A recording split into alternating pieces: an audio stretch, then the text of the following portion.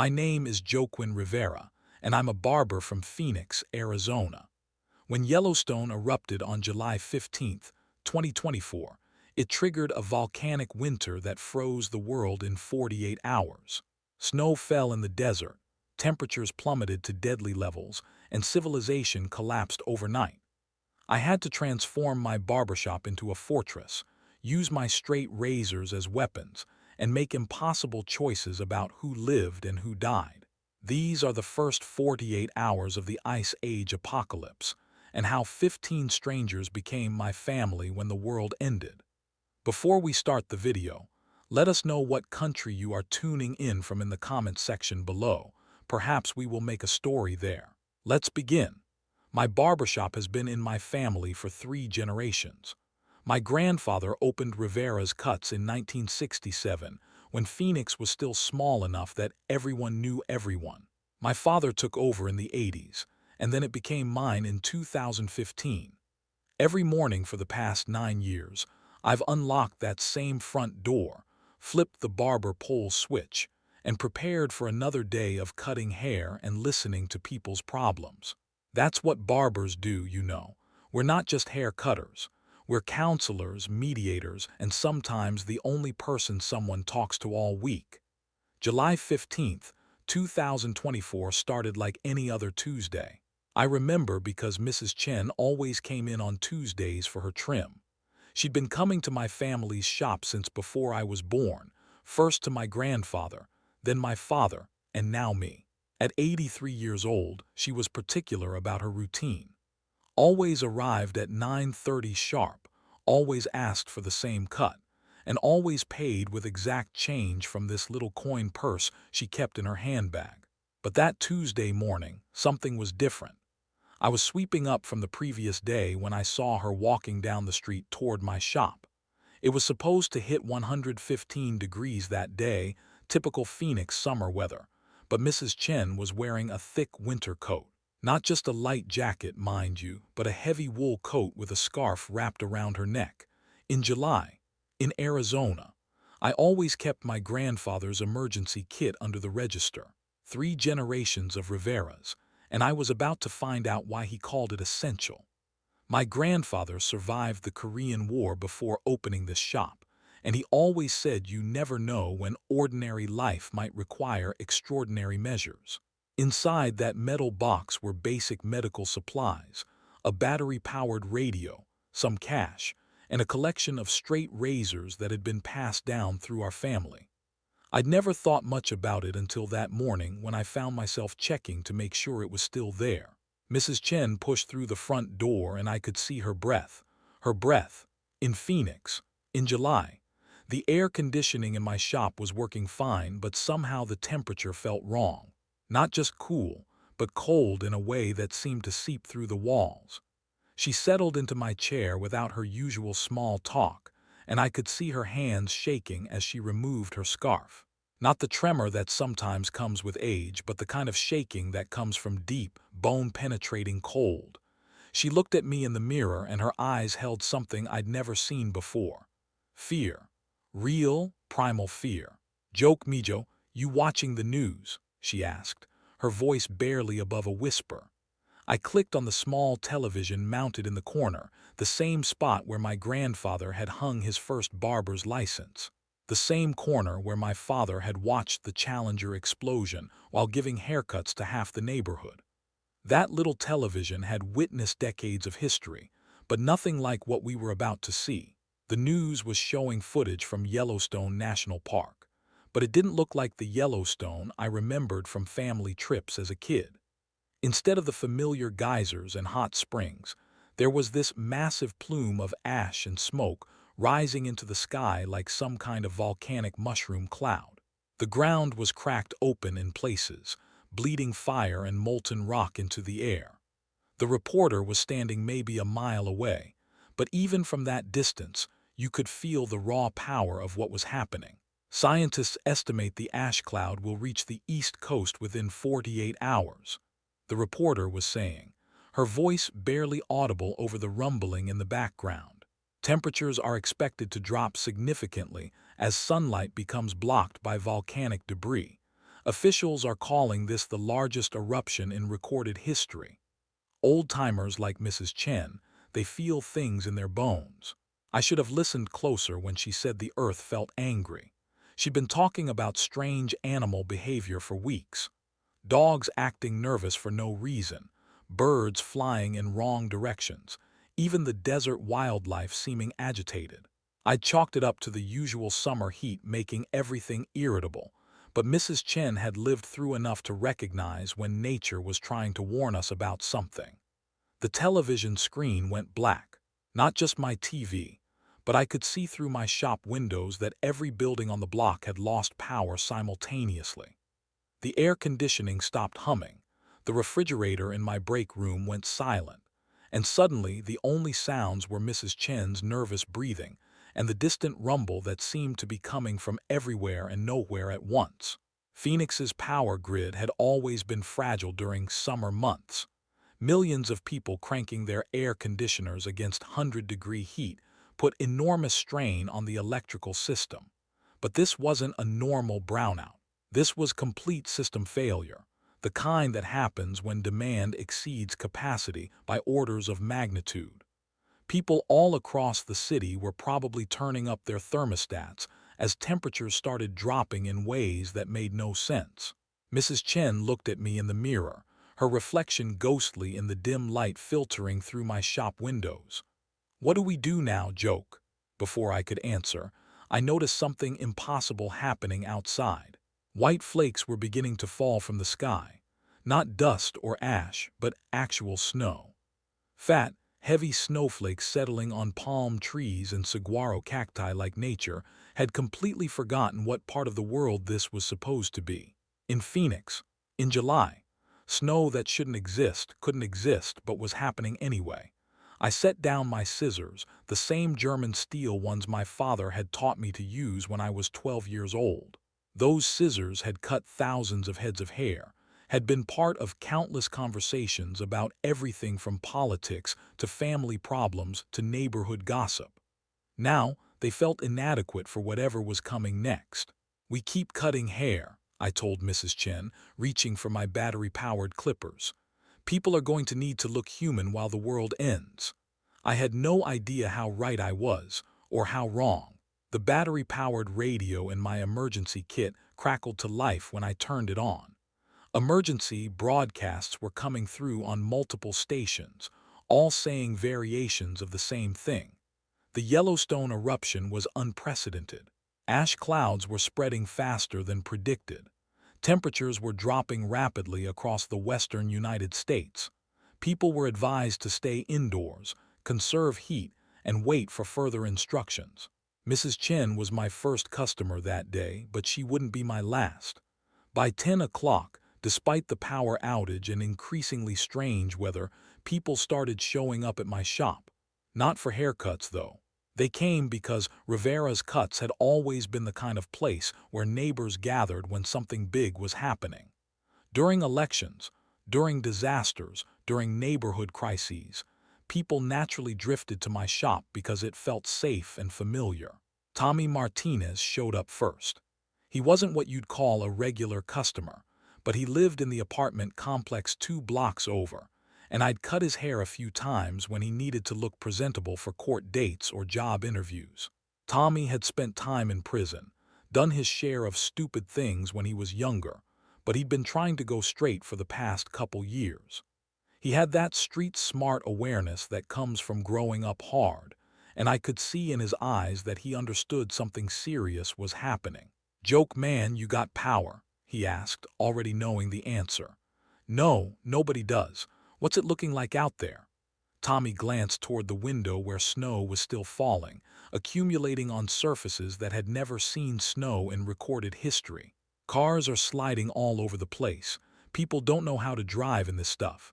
Saw 3 accidents just walking over here, and it's getting cold fast. Like, really fast." Maria Santos arrived next with her 8-year-old daughter Sophia.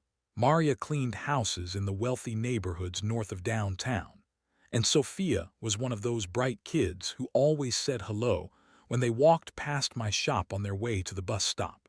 Maria looked scared in a way I'd never seen before, clutching Sophia's hand tightly as they pushed through my front door. "Joke, is it safe to be outside?" Maria asked. "Sophia's school closed, they sent everyone home, but the buses aren't running." I counted 15 people in my shop by noon. I remember thinking it felt crowded. By nightfall, I'd be grateful for every single body heat source.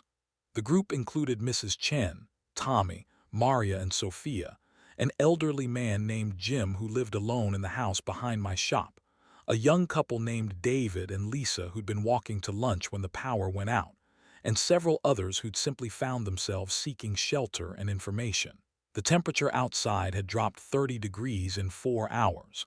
30 degrees. The radio kept broadcasting increasingly urgent warnings about unprecedented weather conditions, but the reporters seemed as confused as everyone else. Nobody had protocols for summer snowstorms in the desert. Nobody had plans for volcanic ash blocking sunlight on a global scale. Nobody knew what to tell people beyond the usual emergency advice that seemed inadequate for what was happening. Old Jim kept talking about his cabin up north, how we should try to get there. He'd lived through a lot of Arizona summers and winters, and he had that practical mindset that comes from years of desert living. But I didn't have the heart to tell him that north was probably worse than here. If Phoenix was getting snow in July, places like Flagstaff and Colorado were probably becoming uninhabitable. I grabbed my straight razor collection before anything else. Something told me sharp tools would matter more than money soon. My grandfather's razor set included 5 different blades, each one perfectly balanced and maintained. These weren't just grooming tools, they were precision instruments that required skill and respect to use properly. In the right hands, a straight razor could trim a mustache with surgical accuracy, but they could also serve other purposes if necessary. The radio mentioned something about volcanic winter before most stations went offline. At the time, I thought it was just scientist talk, academic terminology for weather patterns that would sort themselves out in a few days or weeks. I had no idea it was essentially a death sentence for half the planet. Volcanic winter meant months or years of reduced sunlight, failed crops, and temperatures that could make entire regions uninhabitable. It meant the kind of climate change that had caused mass extinctions in the past.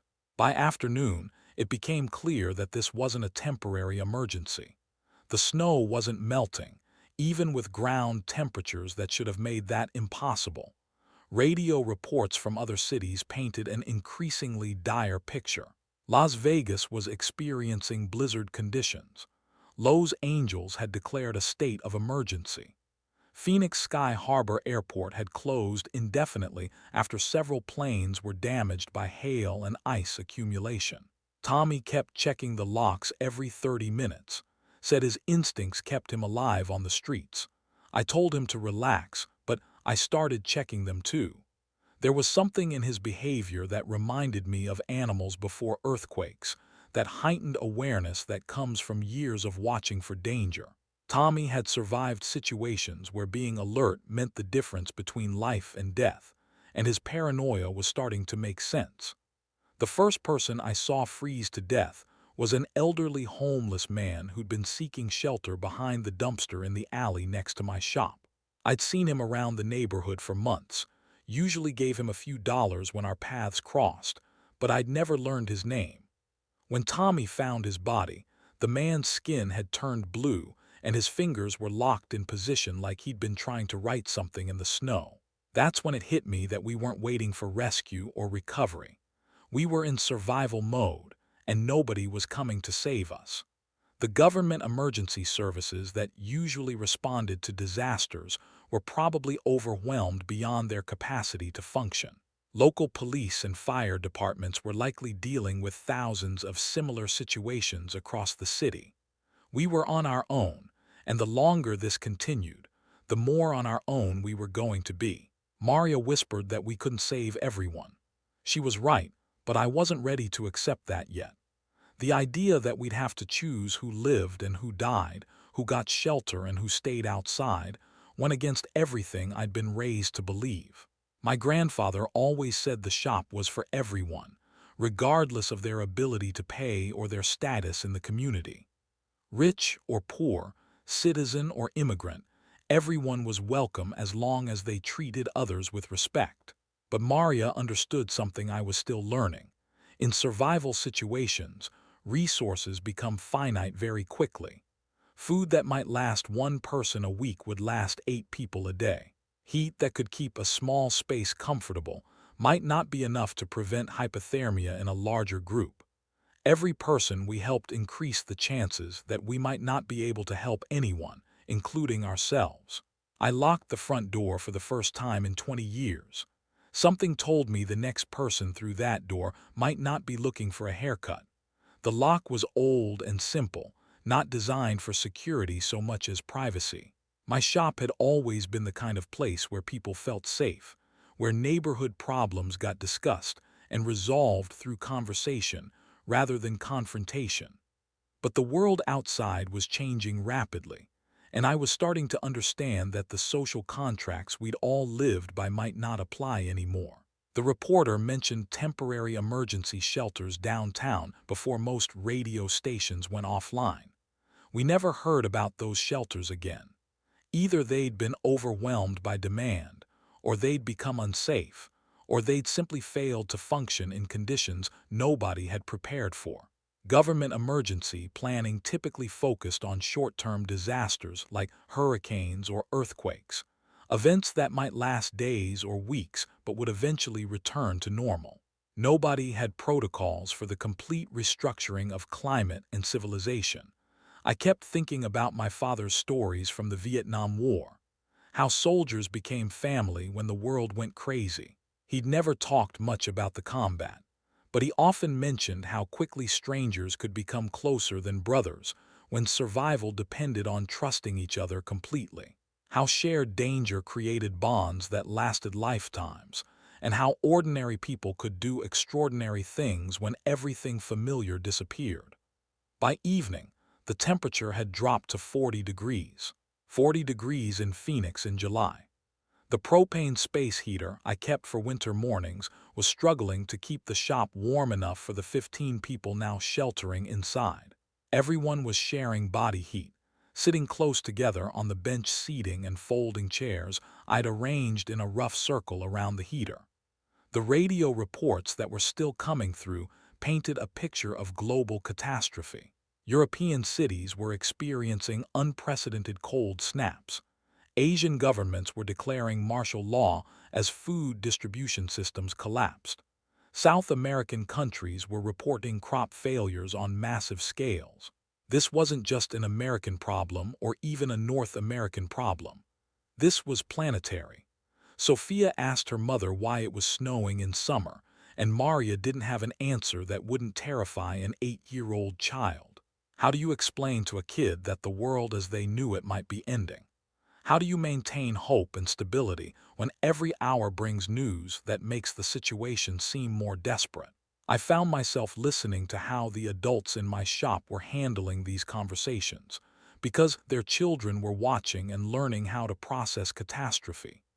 David and Lisa, the young couple, had been planning their wedding for later that year. They'd been discussing venues and catering when the power went out, normal concerns that now seemed impossibly distant. I watched them holding hands and whispering to each other, probably wondering if their future together would include any of the things they dreamed about. Whether there would be churches to get married in, or jobs to support a family, or even a stable world to bring children into. Mrs. Chen sat quietly in the corner, occasionally murmuring prayers in Mandarin. She'd lived through the Chinese Civil War as a child, immigrated to America with nothing, and built a life through decades of hard work and careful saving. She'd survived situations where staying alive required wisdom and patience, and the ability to endure hardship without losing hope. If anyone in my shop understood how to navigate social collapse, it was probably her. Jim was rationing his medications, trying to make his blood pressure pills last longer by taking smaller doses. He'd been a construction foreman before retiring, used to managing resources and solving practical problems under pressure. But medication wasn't the kind of resource you could stretch indefinitely, and I wondered how many other people in similar situations were making the same calculations about how long their supplies might last. Tommy positioned himself near the front window where he could watch the street while still staying warm. His years in prison had taught him to always know his exits and to be aware of potential threats before they became immediate dangers. He wasn't just being paranoid. He was applying hard-earned survival skills to a situation where those skills might be the difference between life and death for all of us. The pounding started around 2 in the morning. The pounding came in desperate, rhythmic bursts against my front door. Not the polite knocking of customers or the casual tapping of neighbors, but the frantic hammering of people who needed shelter immediately.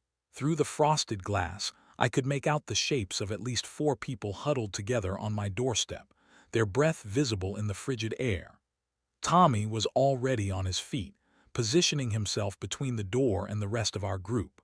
His street instincts had kicked in the moment the pounding started, and I could see him evaluating the situation with the kind of quick assessment that had kept him alive in dangerous neighborhoods. He caught my eye and shook his head slightly, a warning that opening that door might bring more problems than solutions. "Please," a woman's voice called through the glass. "We have children. They're freezing." Maria clutched Sophia closer, and I could see the conflict in her eyes. As a mother, she understood the desperation in that voice, but she also understood that our resources were already stretched beyond what should have been possible. We had maybe 2 days of food for 15 people, and the propane tank for our heater was already running lower than I'd hoped. But I was more worried about the propane for the space heater. Without heat, food wouldn't matter. The temperature outside had stabilized around 30 degrees, which might not sound deadly to people from colder climates, but none of us were prepared for sustained cold. Our clothes, our homes, our entire infrastructure was designed for desert heat, not winter survival. I made the decision that would define the next 24 hours. I unlocked the door and opened it just wide enough to see who was outside. A woman in her 30s stood there with 2 small children, maybe 5 and 7 years old, and an elderly man who was leaning heavily against the doorframe. All 4 of them were shaking violently, and the children's lips had taken on a bluish tint that I recognized from the homeless man we'd found earlier. "My name is Carmen," the woman said through chattering teeth. "This is my father and my 2 boys. Our apartment building lost heat 6 hours ago. We tried to wait it out, but the kids—" She gestured helplessly toward her children, who were barely conscious from cold exposure. Tommy kept checking the locks every 30 minutes, said his instincts kept him alive on the streets. I told him to relax, but I started checking them too. Something about his paranoia was starting to make sense, especially as I looked past Carmen's family and saw other shapes moving in the shadows further down the block. People who were watching to see what we would do, whether we had room and resources that might be worth taking. I stepped back and opened the door wider. "Get inside, quickly." Carmen's family stumbled into the warmth of my shop, and I could see immediate relief on their faces as the heated air hit them. The children started crying, not from fear but from the painful sensation of frozen extremities beginning to thaw. Carmen's father collapsed into one of my barber chairs, and I realized he was probably suffering from early stages of hypothermia.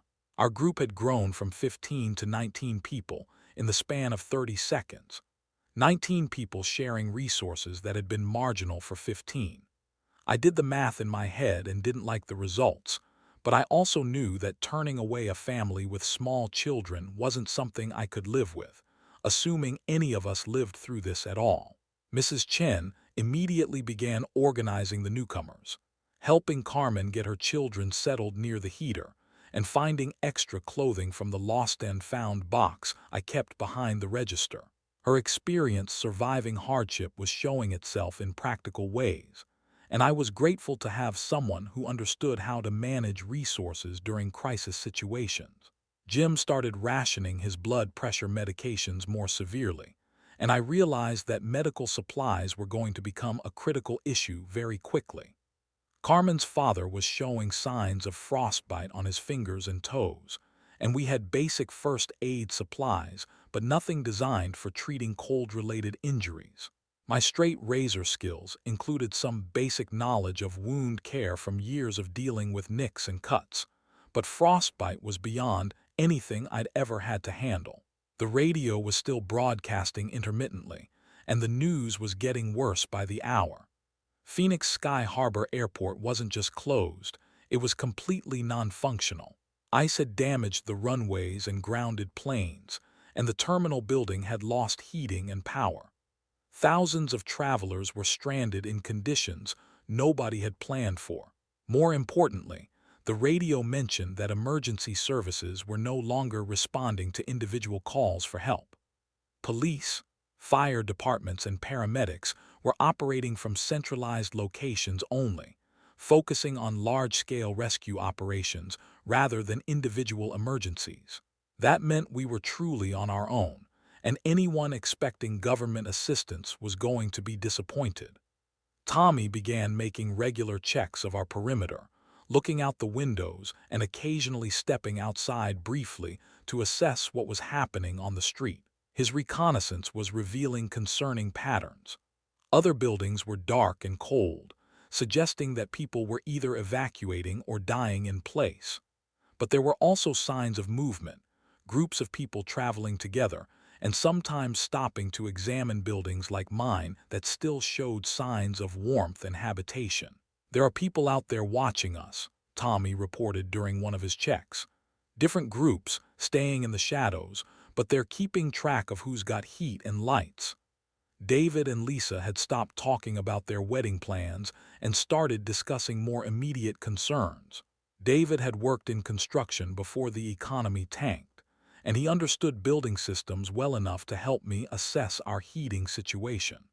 Lisa had been a nurse's aide, and she was already helping treat Carmen's father's frostbite with supplies from my first aid kit. The propane situation was becoming critical faster than I'd expected.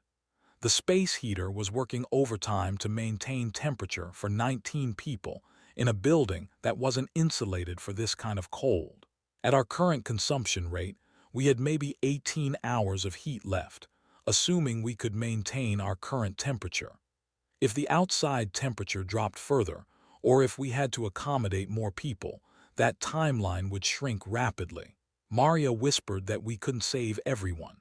She was right, but I wasn't ready to accept that yet. The practical part of my mind understood that every additional person reduced our collective chances of survival, but the human part of me couldn't reconcile turning away families with children. How do you look at a 5-year-old and decide they're not worth the resources they'll consume? Carmen's boys were warming up near the heater, and their presence changed the dynamic of our group in ways I hadn't anticipated.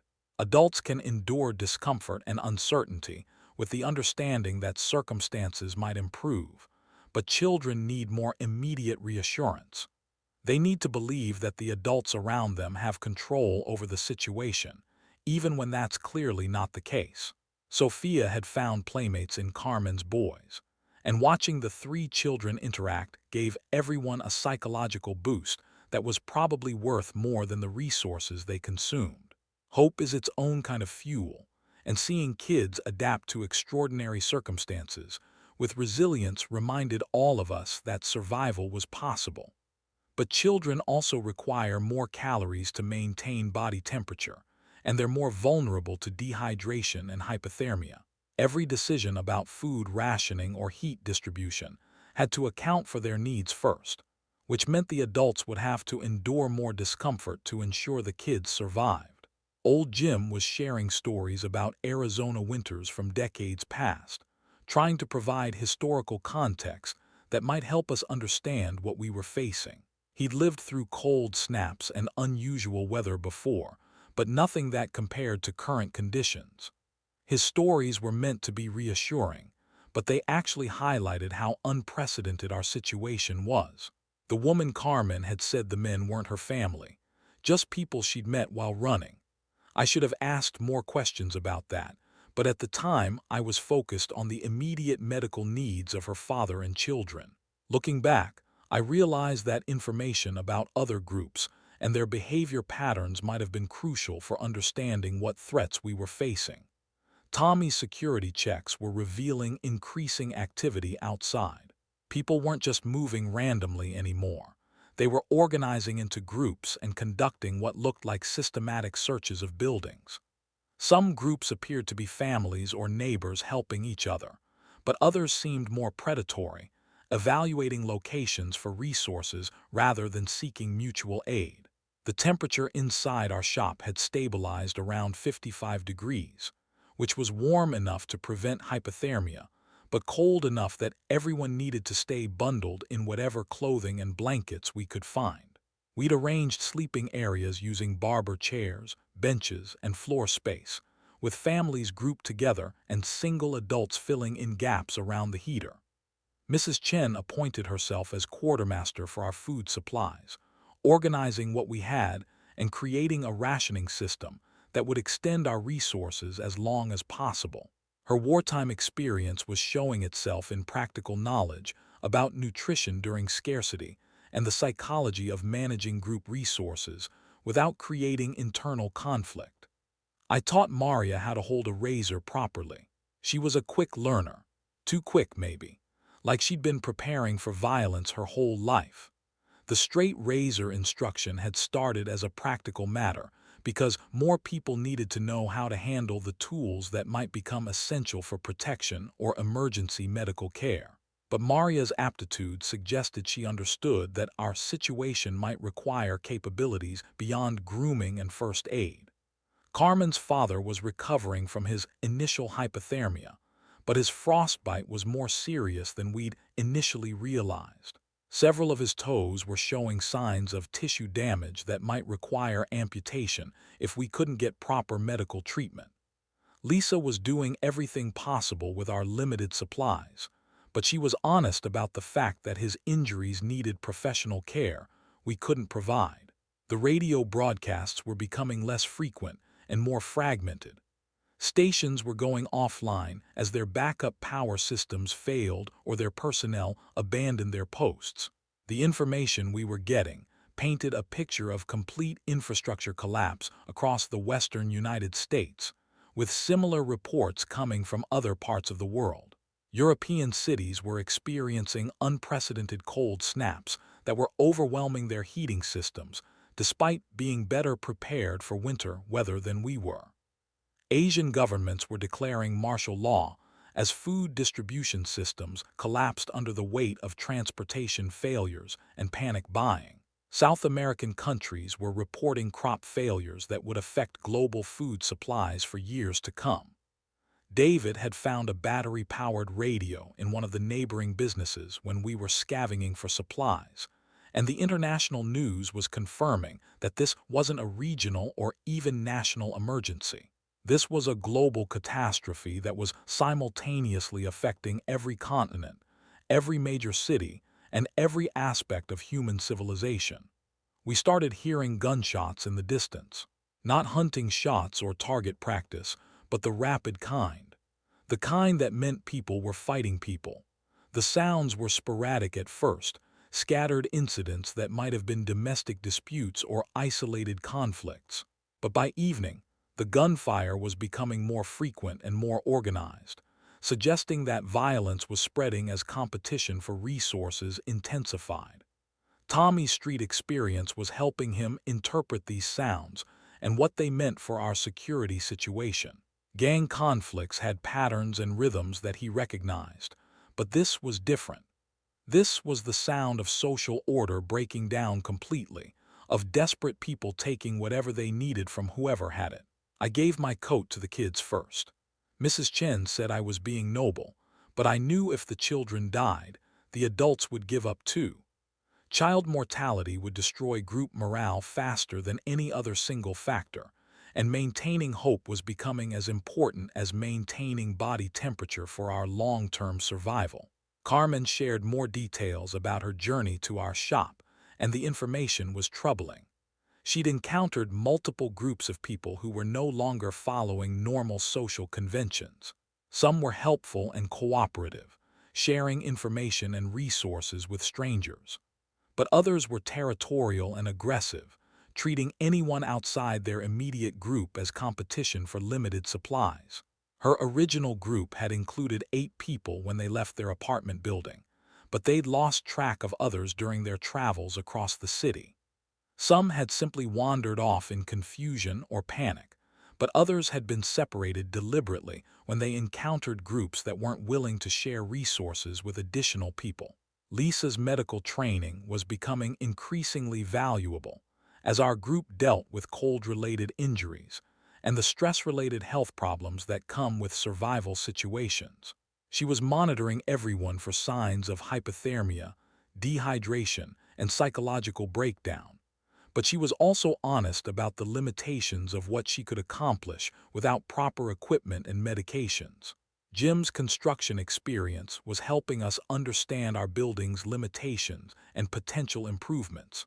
The barber shop had never been designed as a residence, let alone as a shelter for 19 people during extreme weather. He was identifying ways to improve insulation and heat retention, but most of his suggestions required materials and tools we didn't have access to.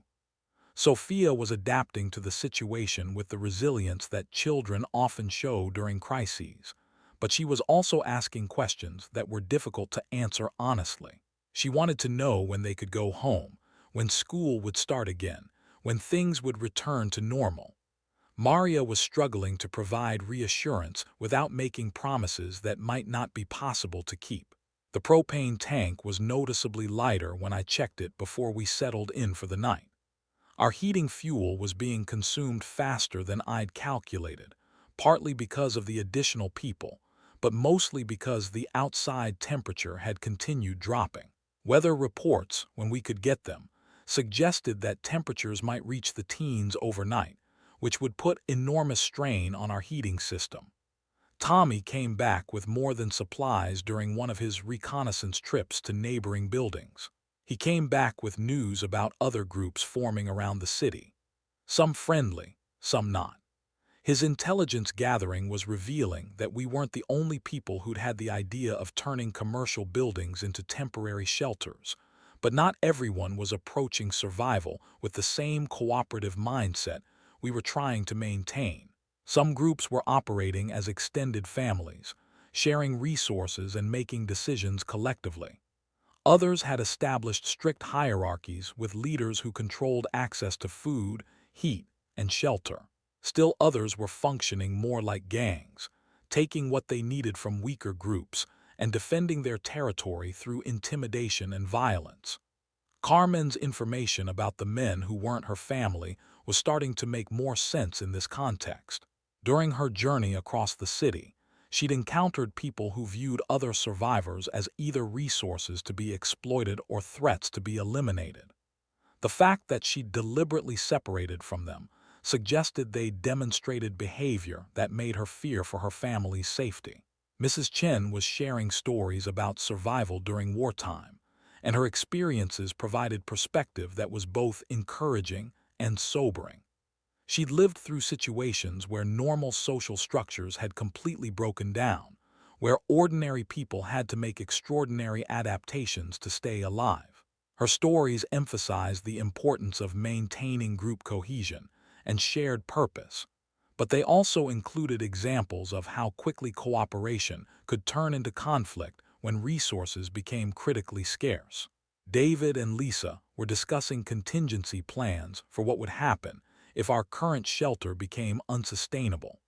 Their conversation included practical considerations like alternative locations and transportation methods, but also harder questions about group composition and resource allocation. Not everyone in our current group would necessarily be able to make a transition to a different location, and deciding who could keep up and who might have to be left behind was a conversation nobody wanted to have explicitly. The sounds outside were changing as night fell. Less random movement and more organized activity.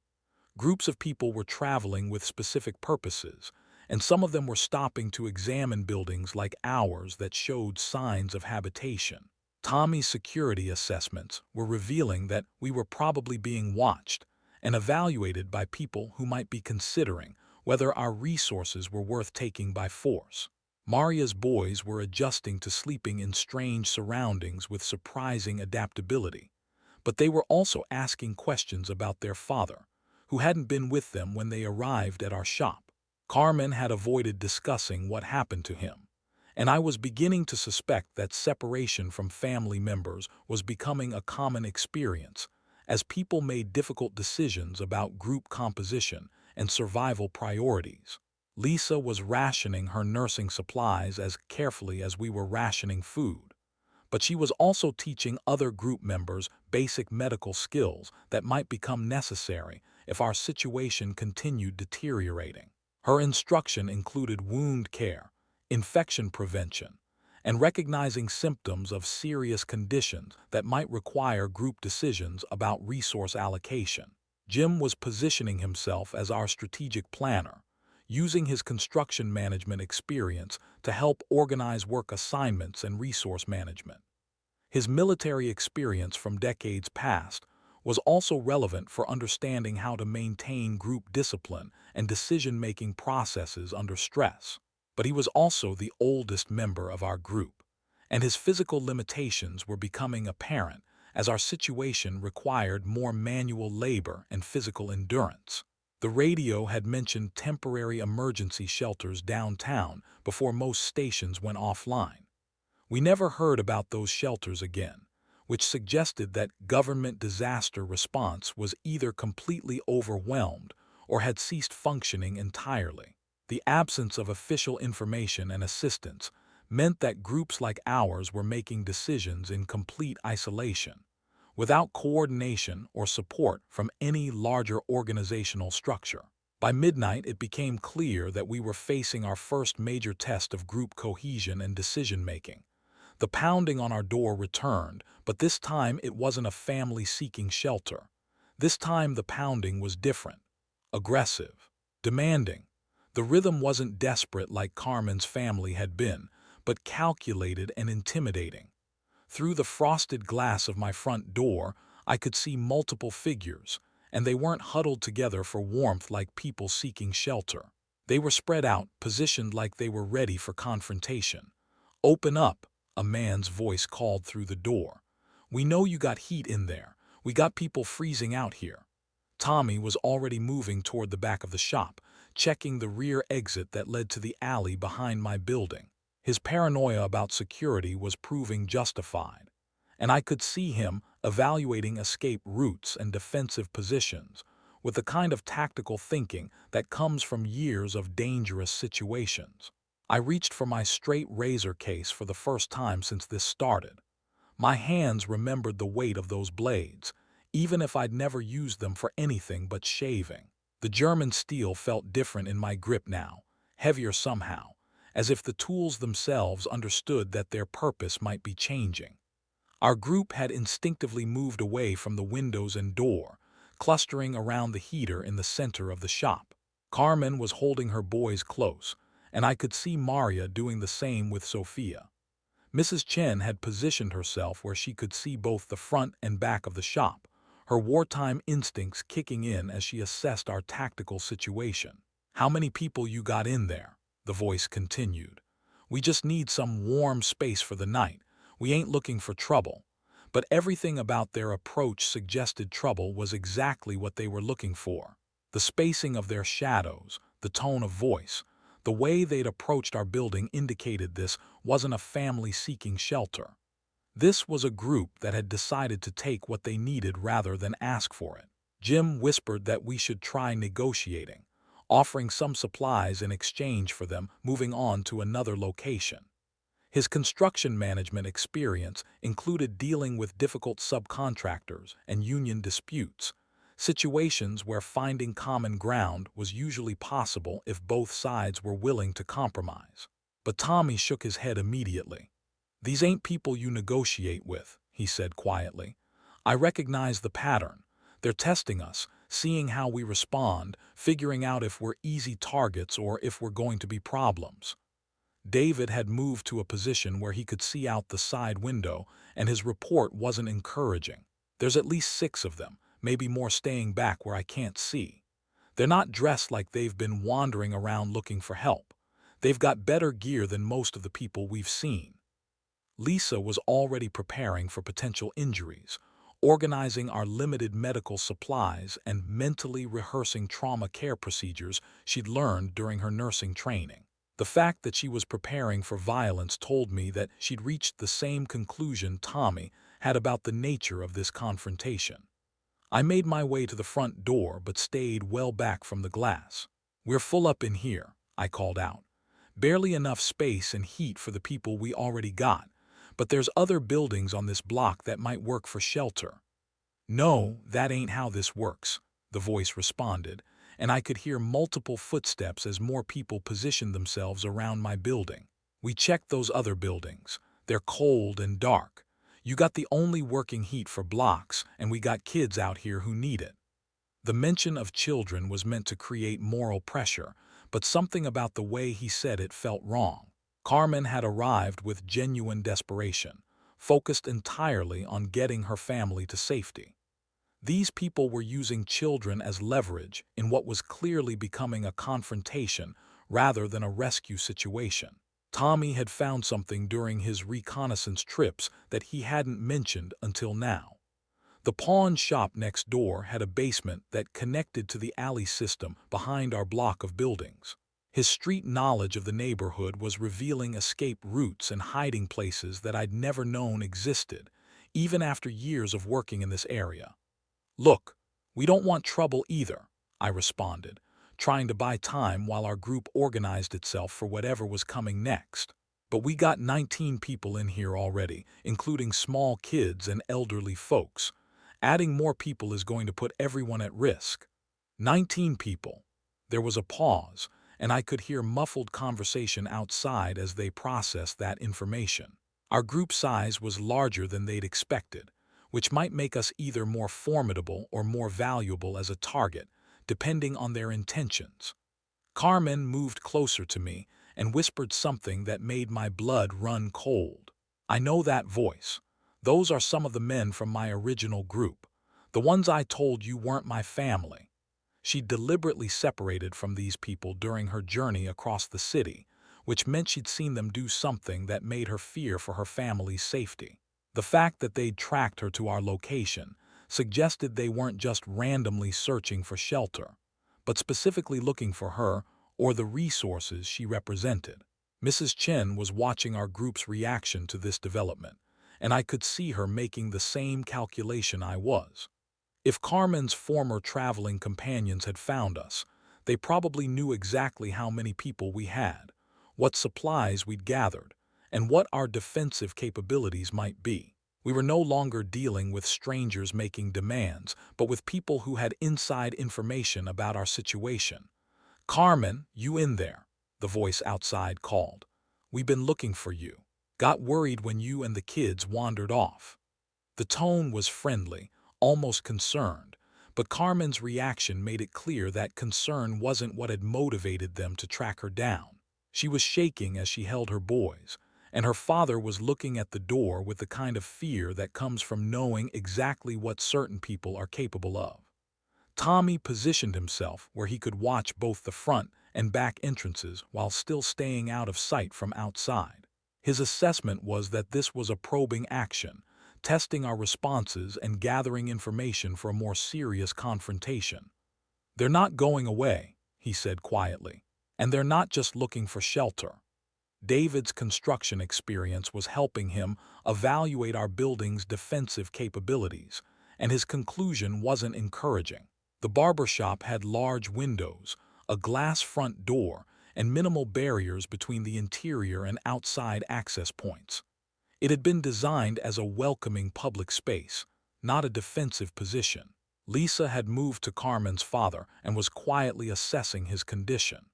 His frostbite injuries meant he wouldn't be able to move quickly if we needed to evacuate, and his age made him vulnerable in any kind of physical confrontation.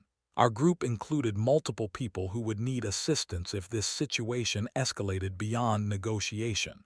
We just want to talk to Carmen, the voice continued. Make sure she and her family are okay. Then maybe we can work something out where everybody gets what they need. But Carmen was frantically shaking her head, indicating that talking to these people was the last thing she wanted to do. Her reaction suggested that their previous interactions had involved threats or violence that made her willing to risk freezing rather than remain with their group. I'd been thinking about my father's stories from the Vietnam War, how soldiers became family when the world went crazy. But my father had also told me about situations where survival required making impossible choices, where being too trusting or too generous could get everyone killed. He'd never talked about the specifics, but he'd made it clear that wartime decisions operated by different moral rules than peacetime situations. Jim was suggesting that we could share some of our food supplies and maybe allow them to warm up briefly without actually letting them stay permanently. His construction management background included experience with labor disputes, where compromise solutions could satisfy multiple parties without anyone getting everything they wanted. But Mrs. Chen was disagreeing with that approach, and her wartime experience carried more weight in our current situation. Some people take kindness as weakness, she said quietly. Give them a little, they'll take everything. Better to be strong from the beginning. Maria was holding Sophia and watching the other children, and I could see her making calculations about protecting kids in a situation that might turn violent. Her maternal instincts were focused on keeping the children safe, which might require different tactics than protecting adults who could defend themselves. The woman Carmen had said these men weren't her family, just people she'd met while running.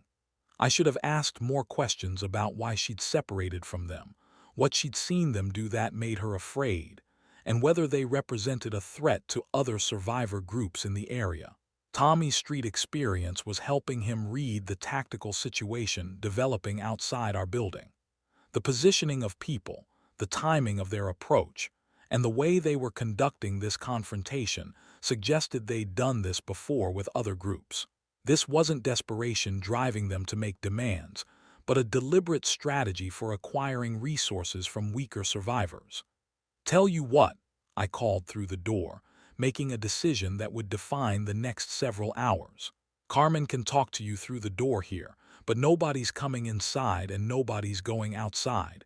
Too dangerous for everyone with the cold and all. That ain't going to work, the response came immediately. This is family business. Needs to be handled proper, face to face. The way he said family business made it clear that Carmen's relationship with these people involved debts or obligations that had nothing to do with blood relations. In desperate situations, people sometimes formed alliances based on mutual dependence, but those relationships could become exploitative when resources became scarce. Carmen moved closer to me and whispered details about her previous group that painted a disturbing picture. These men had initially offered protection and assistance to families with children, presenting themselves as helpful community organizers. But over time, their assistance had come with increasing demands and expectations that had become coercive. They started taking bigger shares of food, she explained quietly. Said they needed more because they were doing the dangerous work of scavenging and protection. Then they started making decisions about where we could go and who we could talk to. When I tried to leave with my family, they said we owed them too much to just walk away. This information changed everything about our situation. We weren't dealing with desperate people making unreasonable demands because of their circumstances. We were dealing with people who had developed a systematic approach to controlling and exploiting other survivors. Carmen represented escaped property in their view, and they'd tracked her down to reclaim what they considered theirs. David was checking the structural integrity of our doors and windows, trying to determine how much force they could withstand if this situation moved beyond verbal confrontation. His assessment was that our building security was minimal, designed to prevent casual break-ins rather than determined assault. Tommy had been observing their behavior patterns and was reaching conclusions that matched Carmen's description. "These guys are organized," he reported. "They got lookouts, they got a plan, and they're not acting like people who are desperate for shelter. They're acting like people who are hunting." Lisa was organizing our group for potential evacuation, mentally cataloging who could move quickly and who would need assistance. Carmen's father was still recovering from hypothermia and frostbite, making him a liability in any situation requiring rapid movement. The children would need to be carried or guided, which would slow down any adults responsible for them. Mrs. Chen was sharing observations about group dynamics during her wartime experiences, and her insights were relevant to our current situation. "In bad times, some people help each other survive," she said, "but others see bad times as opportunity to take control. These men, they're not trying to survive together, they're trying to be in charge." Jim's military experience from decades past was helping him understand the tactical situation, but he was also realistic about our group's fighting capabilities. Most of us had no experience with violence, and our weapons consisted of straight razors and whatever improvised tools we could find in a barber shop. The temperature outside had continued dropping, reaching the low 20s according to our radio weather reports. Anyone standing outside for extended periods would be suffering from serious cold exposure. But the people confronting us didn't seem to be showing signs of that kind of distress. Either they had better cold weather gear than most survivors, or they had nearby shelter that was keeping them warm between confrontations. "Carmen, you got 5 minutes to come out and talk," the voice called. "Then we're going to have to come in and get you. Don't want to do that with all these other folks around, but we will if we have to." The threat was explicit now, and our group's reaction made it clear that everyone understood we'd moved beyond negotiation into something more dangerous. Tommy was checking his pockets for anything that could be used as a weapon. David was evaluating possible escape routes, and Lisa was positioning herself to shield the children from whatever might happen next. Sophia asked her mother why the men outside were angry, and Maria struggled to provide an explanation that wouldn't terrify an 8-year-old. How do you tell a child that some adults hurt other people to get what they want, especially when those adults are standing right outside the door making threats? Carmen was looking at our group with the expression of someone who was trying to decide whether to sacrifice herself to protect others, or to ask others to risk themselves to protect her. The weight of that decision was visible on her face, and I realized that survival situations create moral dilemmas that don't have clear right answers. I made the choice that would determine whether our group remained together or fell apart under pressure. I walked to the front door, straight razor in my hand, and spoke clearly enough for both our group and the people outside to hear my decision. "Carmen stays with us. Her family stays with us. You need to move on and find somewhere else to set up. We're not opening this door tonight." The silence that followed lasted long enough for everyone to understand that we'd crossed a line from which there would be no peaceful retreat. The silence stretched for what felt like hours, but was probably only seconds. Then I heard footsteps moving around the perimeter of my building, deliberately heavy so we'd know they were positioning themselves at multiple points. These weren't people who were going to accept my decision and move on to find another shelter. They'd made this personal the moment they'd tracked Carmen to our location. I counted at least 6 men outside. We had 19 people inside, but only 3 who knew how to fight. The math wasn't good. Tommy had prison experience with violence, David had some construction site brawl experience, and I had straight razor skills that had never been tested outside of grooming facial hair. Everyone else in our group was either too young, too old, or had no background that would help in a physical confrontation. Tommy was already moving through the shop, checking sight lines, and identifying anything that could be used as weapons or defensive barriers. His assessment was tactical and efficient, the kind of planning that comes from understanding how violence actually works rather than how people imagine it works. "They're going to try the back door first," he whispered, positioning himself where he could see the rear entrance while still maintaining visual contact with the front. Standard pattern: test the weak points, see how we respond, then hit us where we're not ready. Mrs. Chen was organizing the noncombatants, moving the children and elderly toward the center of the shop where they'd have the most protection from windows and doors. Her wartime experience was showing itself in practical knowledge about protecting civilians during combat situations. Carmen was looking at me with an expression that mixed gratitude with guilt. She understood that my decision to protect her family was putting everyone else at risk, and I could see her struggling with whether to change her mind and go outside to face whatever consequences these men had planned for her. "No," I said before she could speak. "You're part of our group now. We don't give up our people." But even as I said it, I knew I was making a promise that might be impossible to keep. Protecting Carmen and her family might require sacrifices that would cost other people their lives, and I wasn't sure I had the right to make that choice for everyone else in our group. David was using his construction experience to evaluate the structural weaknesses of our building, trying to identify where attackers might try to force entry and how we could reinforce those positions. The barber shop had been designed for customer comfort and easy access, not for defense against determined assault. "The back door is our weak point," he reported quietly. "It's older, the frame is loose, and there's no deadbolt. If they want in, that's where they'll come." Lisa was preparing for casualties, organizing our medical supplies and clearing space where she could treat injuries if this confrontation turned violent. Her nursing training included trauma care, but she was working with first aid supplies that were adequate for minor cuts and scrapes, not serious wounds.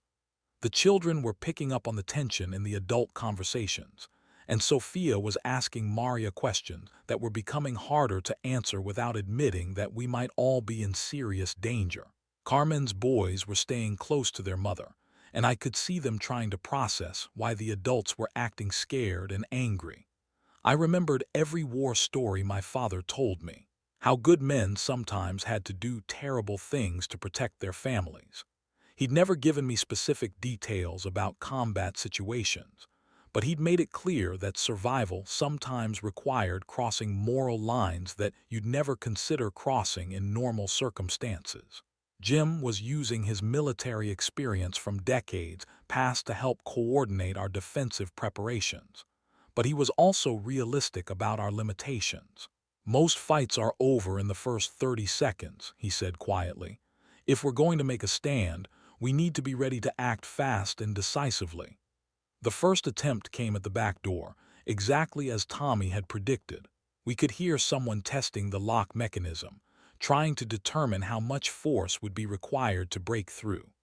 The sound was deliberate and unhurried, meant to let us know what was coming while building psychological pressure.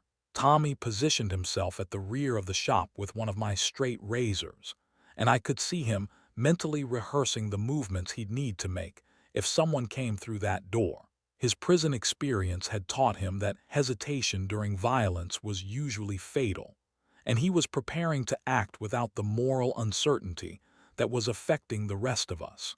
Maria was holding Sophia and whispering reassurances that I hoped she wouldn't have to break. Children need to believe that adults can protect them, even when those adults aren't sure they can protect themselves. The psychological impact of seeing their parents helpless or terrified could be more damaging than physical injuries. Mrs. Chen had taken charge of Carmen's father, helping him move to a position where he'd be safer if fighting broke out. His frostbite injuries and age made him vulnerable, but his presence also represented another person we'd need to protect rather than someone who could help with defense.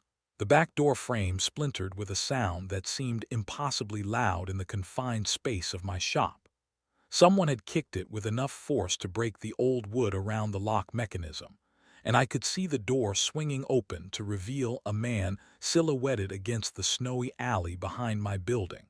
Tommy moved immediately, and I saw him use the straight razor with precision that was both impressive and terrifying. The first time you cut human skin instead of hair, your hands shake differently. but they still remember how to be steady. The man who'd broken through our door was back outside within seconds, bleeding from a gash across his forearm and shouting warnings to his companions. "They're armed," he called out. "Got blades, know how to use them." Our group's reaction to this first exchange of violence was mixed. Some people looked relieved that we'd successfully defended our position, but others looked horrified at seeing blood drawn in anger for the first time in their lives. The reality of physical confrontation was different from the theoretical discussions we'd been having about protecting ourselves. David immediately moved to help Tommy barricade the damaged back door using chairs and anything else we could stack against the opening. The barrier wasn't going to stop a determined assault, but it would slow down anyone trying to get through and give us warning about additional attempts. Lisa was already cleaning and bandaging Tommy's hands where he'd gotten minor cuts from handling the razor during the struggle. His movements had been effective but not perfectly controlled, and the straight razor had cut him as well as his target. Blood was evidence that this confrontation was real, not just threatening gestures and intimidation. Carmen was staring at the blood on Tommy's hands and the razor he was still holding, and I could see her processing the fact that people were willing to risk serious injury to protect her family. The weight of that obligation was visible on her face, and I knew she was questioning whether her safety was worth the danger to everyone else. "This isn't over," a voice called from outside. "You hurt one of ours, we're going to hurt some of yours. But we can still work this out if you want to be reasonable." The offer of negotiation after they'd tried to break into our shelter was clearly meant to divide our group between people who wanted to fight and people who wanted to find a peaceful solution. Tommy was shaking his head immediately, indicating that accepting any deal with these people would be a mistake. "They're testing our resolve," he explained quietly, "seeing if drawing blood makes us want to give up. If we negotiate now, they'll know they can push us around." But Jim disagreed, arguing that we should consider any option that might avoid further violence. His construction management experience included situations where compromise had prevented costly conflicts, and he was advocating for finding middle ground that might satisfy everyone's immediate needs. Mrs. Chen was listening to both sides of this debate, but her wartime experience was influencing her toward Tommy's position. "Some people only understand strength," she said. "Show weakness now, they'll keep coming back until they take everything." The temperature outside was dropping toward the teens, which meant anyone conducting an extended siege would be suffering from serious cold exposure. But the attackers didn't seem to be affected by the weather in ways that would force them to abandon their efforts and seek shelter elsewhere. David was examining the damage to our back door and concluding that our defensive position was more compromised than we'd initially realized. The broken frame couldn't be properly repaired with available materials, and anyone determined to get through would be able to force entry with minimal effort. "We need to consider evacuation," he said quietly. "This building isn't defensible if they decide to make a serious assault." But evacuation meant exposing ourselves to the cold and traveling with children and elderly people who might not survive extended exposure to current weather conditions. Carmen's father was still recovering from hypothermia, and moving him outside could be fatal even if we weren't being pursued by hostile people. Tommy had been thinking about the basement connection to the pawn shop next door, and he was suggesting that escape route as our best option if the situation continued deteriorating. His reconnaissance had revealed that the underground passages connected to other buildings in our block, potentially allowing us to move without being detected by people watching our street-level exits. Lisa was assessing which members of our group would be able to make a difficult evacuation and who might need to be left behind. The triage decisions that nurses make in emergency situations were becoming relevant as we considered options that might require abandoning people who couldn't keep up with a group movement. Sophia was asking Maria why the bad men wanted to hurt Carmen, and Maria was struggling to explain adult conflicts to a child without creating more fear than necessary. How do you tell an 8-year-old that some grown-ups take things from other grown-ups just because they can? Carmen was offering to go outside and face whatever consequences these men had planned, hoping that her surrender might persuade them to leave the rest of our group alone. But Tommy was explaining why that wouldn't work based on his understanding of how predatory groups operate. They're not just after her, he said. They want our supplies, our heat, our space. Carmen's just the excuse they're using to justify taking what we got.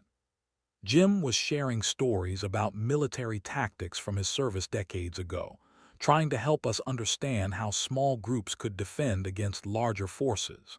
But his experience was from conventional warfare situations that didn't necessarily apply to civilian survival conflicts in urban environments. The second assault came simultaneously at both the front and back entrances, coordinated timing that suggested these people had experience with this kind of operation. We could hear multiple voices and the sound of tools being used to force entry at both locations. Tommy was calling out positions and assignments with the kind of command authority that comes from understanding how group action works under pressure. David, watch the front. Jim, help me with the back. Everyone else, get the kids to the center and stay low. I found myself moving toward the front door with a straight razor in each hand, muscle memory from years of barbering, translating into movements that felt natural even in this completely unnatural situation. The weight and balance of the blades was familiar, even though their intended purpose was completely different. The front window exploded inward as someone threw a brick through the glass, and suddenly our shelter was exposed to the freezing air outside. The temperature in our shop immediately began dropping, and I realized that even if we successfully defended against the assault, our heating situation was now critically compromised. David was at the front entrance, using a chair to block access while trying to avoid the broken glass that was now scattered across the floor where we'd been walking barefoot and in thin shoes. His construction experience was helping him understand how to use improvised barriers, but he was also dealing with injuries from glass cuts. Mrs. Chen was moving the children away from the broken window, but Carmen's father had fallen during the confusion and was showing signs that his hypothermia was returning. The combination of stress, cold air, and physical exertion was overwhelming his system's ability to maintain core body temperature. Lisa was treating multiple minor injuries from glass cuts and the struggle to maintain defensive positions, but she was also monitoring Carmen's father for signs of medical emergency. Her triage training was being tested as she decided which injuries required immediate attention and which could wait. I bandaged the man's arm before we sent him back to his group. Mrs. Chen said I was being stupid, but I knew if we lost our humanity, surviving wouldn't matter. The first attacker Tommy had injured was bleeding significantly, and my decision to provide medical aid before ejecting him from our building was creating debate within our group about how we should treat people who were trying to hurt us. The attackers had withdrawn temporarily after their coordinated assault failed to achieve immediate success, but we could hear them regrouping outside and discussing different tactics. Their conversation was audible through the broken window, and it was clear they were planning a more systematic approach to overcoming our defenses. Tommy was explaining that our defensive success had probably made us a more attractive target, rather than persuading the attackers to seek easier prey elsewhere. Groups that could successfully resist assault represented valuable resources and potentially useful skills that predatory survivors would want to acquire or control. They know we can fight now, he said. That makes us either dangerous enemies or valuable allies. Either way, they're not going to just walk away. David was trying to cover the broken window with cardboard and tape, but the barrier was inadequate for maintaining heat or preventing additional access attempts. Our shelter was now compromised in ways that made long-term occupation impossible, regardless of whether we successfully defended against further attacks. Carmen was insisting that she should surrender herself to end the confrontation, but Tommy and Mrs. Chen were explaining why that strategy wouldn't protect the rest of our group. Predatory survivors viewed any successful resistance as a challenge that required complete victory, not partial compromise. Maria was holding Sophia and trying to shield her from seeing the blood and broken glass that now marked our previously safe space. The psychological impact of violence on children could be long-lasting, and maintaining some sense of security and normalcy was becoming as important as physical protection. Jim was using his military experience to assess our tactical situation, and his conclusion was that our position was becoming untenable. "We can't hold this place," he said quietly. "Too many access points, not enough people who know how to fight, and now we're losing heat." Lisa was organizing our medical supplies for potential evacuation, trying to determine what emergency equipment we could carry and what would have to be abandoned. Her nursing training included disaster response protocols, but those protocols assumed access to vehicles and official evacuation routes that weren't available in our situation. The propane tank for our heater was running critically low, and the broken window was allowing cold air to circulate through our space faster than the heating system could compensate. Even without additional attacks, our shelter was becoming uninhabitable as outside temperatures continued dropping. Mrs. Chen was sharing observations about survival priorities that were influenced by her wartime experiences. "Sometimes staying to fight is brave," she said. "Sometimes leaving to fight another day is smarter." Tommy had found something in the basement of the pawn shop next door during his earlier reconnaissance that he hadn't mentioned before. Emergency supplies that suggested other people had been using the underground areas as shelter, and equipment that might be useful for group defense or extended survival. Carmen's boys were asking why they couldn't go home, and Carmen was struggling to explain that their apartment building was no longer safe or habitable. The concept of permanent displacement was difficult for children to understand, especially when the displacement involved potential violence from other adults. Sophia was staying close to Maria, but watching the adults with the kind of careful attention that children develop when they need to monitor grown-up emotions for signs of danger. She was learning to read facial expressions and voice tones that indicated when situations were becoming more serious. The sound of vehicles approaching outside changed the entire dynamic of our confrontation. Engines meant that our attackers had access to transportation and possibly larger numbers of people than we'd initially realized. It also meant they could conduct extended operations without suffering the same cold exposure that was affecting people on foot. I looked at those kids shivering in the corner and made a decision my grandfather would have understood. Sometimes you have to risk everything to save anything. Our current position was becoming impossible to maintain, but Tommy's discovery of connected basement areas offered the possibility of evacuation to more defensible locations. The sound of car doors slamming outside indicated that our situation was about to escalate beyond anything our small group could handle through direct confrontation. Multiple vehicles meant multiple people, and possibly coordination with other predatory groups that had been systematically targeting survivor communities across the city. The sound of multiple car doors slamming meant our situation had just become impossible. Through the broken window, I could see headlights positioning around our building like we were being surrounded by some kind of military operation. Tommy's count went from 6 attackers to at least 15, and those were just the ones we could see. "Time to go," I announced to our group. "Tommy, show us that basement route." Now, Tommy was already moving toward the back of my shop, pulling aside the storage shelving that concealed the access panel to the building's basement. His reconnaissance had revealed that the pawn shop next door connected to our building through underground utility passages that most people didn't know existed. Mrs. Chen immediately began organizing the evacuation, using her wartime experience to prioritize who moved first and what supplies we could carry. The children and Carmen's father would need assistance, which meant adults would have to choose between helping people and carrying resources that might be essential for survival. "Leave the heavy stuff," I told everyone as they grabbed belongings. "Food, water, medical supplies only. Everything else can be replaced."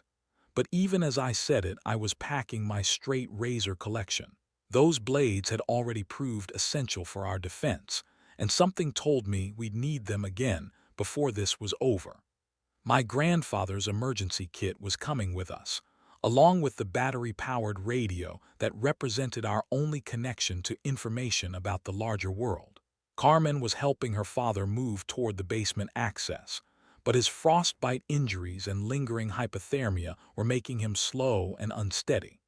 Lisa was supporting his other side, but I could see her calculating whether his condition would make him a liability for group movement through confined underground spaces. David was gathering tools from my shop that might be useful for breaking through barriers or defending new positions. His construction experience was helping him identify items that could serve multiple purposes, but the weight limitations of evacuation meant choosing only the most essential equipment.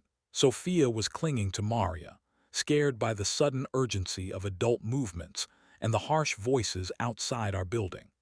Maria was trying to reassure her daughter while also grabbing emergency supplies, dividing her attention between immediate survival needs and child psychology. Tommy led us down into the basement of my barber shop, through a crawl space that connected to the foundation of the pawn shop next door. The underground area was larger than I'd expected, with evidence that other people had been using these spaces as temporary shelter during the crisis. The basement system extended beyond the pawn shop, connecting to at least 4 other buildings in our block through utility tunnels and foundation gaps that had probably existed for decades. Tommy's street knowledge of the neighborhood was revealing infrastructure that official city maps didn't show, spaces that homeless people and others had been using long before the current emergency. Mrs. Chen was counting heads as our group moved through the underground passages, making sure no one got separated in the narrow, poorly lit spaces. Her wartime experience included evacuations under combat conditions, and she understood how easily people could be lost during chaotic movements. "Stay together," she whispered. "Hold hands if you have to. Getting separated down here means getting lost, maybe permanently." The basement area Tommy had discovered wasn't just a hiding place. Someone had set up a rudimentary shelter with sleeping areas, food storage, and basic sanitation facilities. The setup suggested long-term occupation by people who'd had time to organize resources and establish routines. Jim was struggling with the physical demands of crawling through tight spaces, but his military experience was helping him understand the tactical advantages of underground movement. "This is better than fighting," he admitted. "Get out of sight, regroup, choose our next position instead of having it chosen for us." Above us, we could hear the attackers forcing their way into my barbershop. Footsteps, voices, furniture being moved or thrown around as they searched for people and supplies. The sound was muffled by concrete and earth, but clear enough to know that our escape had been timed perfectly. Lisa was monitoring everyone for signs of claustrophobia or panic attacks that could compromise group movement through confined spaces. Several people were struggling with the underground environment, but the alternative of remaining above ground had become clearly impossible. Carmen's boys were adapting to the underground movement with the resilience that children often show during crisis situations. They were treating the tunnel system like an adventure rather than an escape from violence, which was helping keep their fear manageable. Maria was explaining to Sophia that they were playing a hiding game, that they needed to be very quiet until the bad people went away. The child's psychology of maintaining cooperation during dangerous situations required careful balance between honesty and reassurance. The tunnel system connected to a larger basement area under what had been a small grocery store before the crisis. This space was set up as a more permanent shelter, with sleeping areas for at least 40 people and supply storage that suggested serious preparation for extended survival. Tommy's discovery wasn't just about escape routes. We'd found evidence of a larger survivor community that had been organizing underground, while people like us were trying to make individual buildings work as shelters. The setup was sophisticated, with ventilation systems, waste management, and security protocols that indicated extensive planning. Mrs. Chen was examining the supply organization and recognizing patterns from her experience with refugee communities during wartime. "This isn't just hiding," she observed. "This is rebuilding. Someone's been planning for long-term survival down here." Jim was assessing the structural integrity of the underground shelter and concluding that it was more defensible than any above-ground location we could have chosen. The access points were limited and controllable, and the earth provided insulation from both cold and detection by hostile groups. David was studying the construction of the underground facility and realizing that considerable work had gone into making these spaces habitable. Electrical systems, water access, and structural reinforcement suggested that multiple people with relevant skills had been working on this project for weeks. As we settled into the underground shelter, other people began emerging from deeper areas of the facility. Families and individuals who'd been living down here since the crisis began, organized into a community that had been functioning, while surface groups like ours were struggling with basic survival. The underground community had established leadership structures, resource allocation systems, and security protocols that made them more than just a collection of people hiding from the cold. They'd created a functioning society adapted to the new realities of post-catastrophe survival. An elderly black man named Robert introduced himself as the informal coordinator of the underground community. His background included military service, social work, and neighborhood organizing that had prepared him for managing group survival under extreme conditions. "We've been tracking surface groups," Robert explained, "helping when we can, bringing people down here when their situations become unsustainable. You're not the first group that's had to run from those particular people." Carmen's former traveling companions weren't just targeting individual families like hers. They developed a systematic approach to identifying and exploiting surface survivor groups, taking resources and controlling people across multiple neighborhoods in the city. Tommy's street experience was helping him understand the criminal organization that had been forming among some survivor groups. Territory control, resource extraction, and population management using violence and intimidation. It was gang behavior adapted to post-disaster conditions. Mrs. Chen was sharing information about the attackers with Robert and other underground community leaders, contributing intelligence that would help protect future evacuees from surface groups that were being targeted by predatory survivors. The radio communication capabilities of the underground community were more sophisticated than anything we'd had access to on the surface. Multiple battery-powered radios, antenna systems that reached outside the immediate area, and contact with other survivor communities across the frozen city. Robert was explaining that the underground community had been coordinating with similar groups in other parts of Phoenix, sharing information about resource locations, hostile group movements, and safe passage routes for people who needed to relocate. "The surface world is breaking down into territories controlled by people who think might makes right," he said. "But down here, we're building something different, cooperation instead of domination." Lisa's nursing skills were immediately valuable to the underground community, which had been managing medical issues with limited trained personnel. Her integration into their medical care system gave our group immediate value beyond just being additional people who needed resources. Sophia was fascinated by the underground community's children, who'd adapted to subterranean living with games and activities that turned the confined spaces into playgrounds. The psychological adjustment that children could make to extraordinary circumstances was helping all the adults maintain hope. Carmen's father was receiving better medical care than we'd been able to provide on the surface. The underground community had established treatment areas for people with cold-related injuries, and experienced personnel who'd been managing hypothermia and frostbite cases for weeks.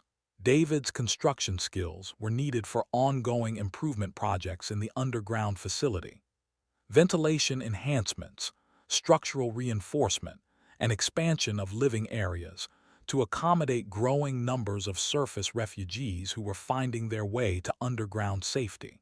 Jim's military experience was valuable for security planning, as the underground community developed protocols for protecting against discovery and assault by hostile surface groups. His knowledge of defensive tactics was being adapted to underground environments. Tommy's reconnaissance abilities were being utilized for intelligence gathering about surface conditions and hostile group movements. His street knowledge of the neighborhood was helping the underground community understand threats and opportunities in the area above their shelter. The underground community had developed sustainable food production systems using limited space and artificial lighting. Sprouting operations, small-scale hydroponics, and efficient preservation techniques that could support their population without depending on dangerous surface scavenging. Mrs. Chen's experience with resource management during scarcity was helping optimize the underground community's supply allocation systems. Her understanding of nutrition during survival situations was improving their food distribution to maximize health outcomes for community members. Maria's house cleaning experience was translating into valuable sanitation and maintenance skills that helped keep the underground facility healthy and habitable. Her attention to detail and understanding of hygiene were contributing to community health management. The temperature readings from surface monitoring equipment showed that conditions above ground were continuing to deteriorate. The volcanic winter was intensifying rather than stabilizing, with no indication that surface temperatures would return to habitable levels in the foreseeable future. Radio contact with other survivor communities was revealing that underground adaptation was becoming the primary survival strategy across multiple cities affected by the volcanic winter. Surface communities were either being absorbed into underground networks or failing as resources and heating became unsustainable. Robert was sharing reports from other underground communities about the formation of hostile surface groups that were systematically targeting and exploiting weaker survivor populations. The pattern wasn't limited to our neighborhood, but was developing across the entire metropolitan area. The underground community had established contact with rural survivor groups who were managing agricultural adaptation to the new climate conditions. Trade relationships were developing that could provide food security for urban underground communities in exchange for manufactured goods and technical expertise. Carmen was integrating into the underground community's child care cooperative, where her experience as a mother was helping develop programs that supported psychological health for children who were adapting to permanent underground living conditions. The straight razor collection that had been essential for our surface defense was finding new purposes in the underground community. Precision cutting tools for food preparation, manufacturing small implements, and maintaining equipment that required careful blade work. Lisa was establishing medical training programs that would give more community members basic healthcare skills. Her nursing background was being multiplied through education that increased the overall medical capabilities of the underground population. Tommy was working with security teams to develop intelligence networks that could monitor hostile surface group activities and provide early warning for communities that might be targeted for resource extraction or population control. David was leading construction teams that were expanding the underground facility's capacity to accommodate additional surface refugees. His building experience was essential for creating living spaces that could support larger populations without compromising structural integrity or safety. Jim was organizing work crews for infrastructure projects that would make the underground community more self-sufficient and less dependent on surface resources. His management experience was helping coordinate complex projects that required multiple skill sets and careful resource allocation. Mrs. Chen was working with community leaders to develop governance structures that could manage decision-making and conflict resolution for a population that was growing rapidly as more surface groups were absorbed into the underground network. Maria was contributing to maintenance teams that kept the underground facility clean, safe, and habitable for families with children. Her cleaning expertise was being applied to sanitation systems that prevented disease and maintained healthy living conditions. Sophia was adapting to underground education programs that other children in the community had developed, learning systems that worked in confined spaces and prepared children for adult roles in a society that might remain underground permanently. The radio reports from government emergency broadcasts had ceased entirely, indicating that official disaster response had either failed completely or been abandoned, as resources were exhausted and personnel were absorbed into survival activities. International communications were revealing that the volcanic winter was affecting the entire planet, with crop failures, infrastructure collapse, and social breakdown occurring on every continent. Recovery to pre-disaster conditions was no longer a reasonable expectation for any survivor community. Robert was explaining that the underground community represented a permanent adaptation rather than a temporary emergency shelter. "We're not waiting for rescue or recovery," he said. "We're building a new way of living that works with the world as it is now, not as it used to be." The underground facility was connected to similar communities through tunnel systems that extended across significant distances underground, a network of subterranean societies that could support trade, communication, and mutual assistance without exposure to surface hazards. Tommy's intelligence gathering was revealing that some surface groups had developed cooperation agreements with underground communities, trading surface mobility and scavenging capabilities for access to underground safety and resources. Symbiotic relationships between surface and underground populations. Carmen's integration into the underground community included taking responsibility for organizing new surface refugees who were arriving regularly as their above-ground situations became unsustainable. Her experience with the transition was helping others adapt to underground living. "We survived the first 48 hours, but I knew the real test was just beginning. Because when the world freezes over, staying alive is just the first challenge. Learning how to live again, building communities that can function in permanently changed conditions, and maintaining humanity while adapting to circumstances that previous generations never had to face." The underground community represented hope that human civilization could survive and adapt rather than simply collapse under the weight of global catastrophe. But it also represented acceptance that the world we'd known was gone permanently, and the future would require entirely different ways of organizing society and relationships. Looking back at those first 48 hours, I realized that every decision we'd made, from opening our door to Carmen's family, to defending our barbershop to evacuating into the underground network, had been preparing us for the larger challenge of rebuilding human community under impossible circumstances.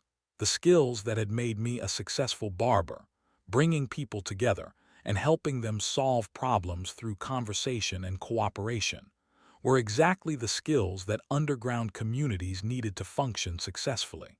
Leadership wasn't about commanding people, but about helping them work together toward common goals.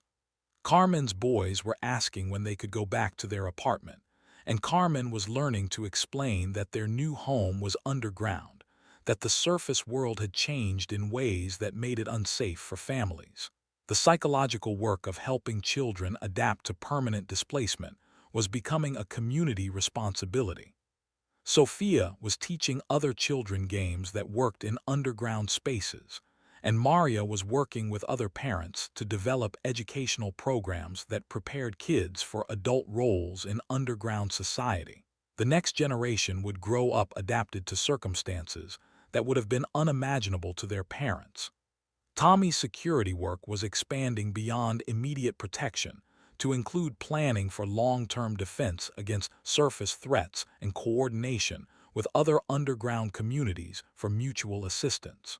His street experience was being applied to community defense rather than individual survival.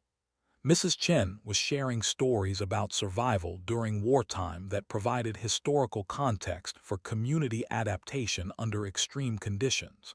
Her experiences were helping people understand that societies could function and even thrive during circumstances that seemed impossible to endure.